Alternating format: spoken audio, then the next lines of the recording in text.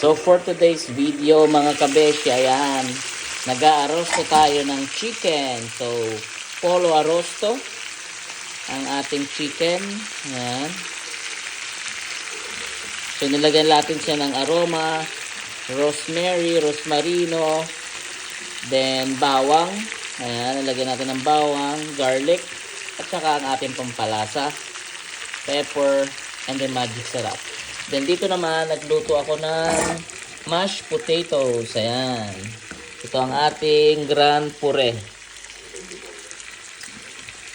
So, maluluto na ang ating lunch for today. Ayan, so mix-mix lang nga. So, nilagyan ko siya ng parmesan cheese at saka ng buro, ang ating butter. And then, ating pampalasa. Asin, konting asin at saka konting dado. So, bon appetito mga kabeshi. Ciao!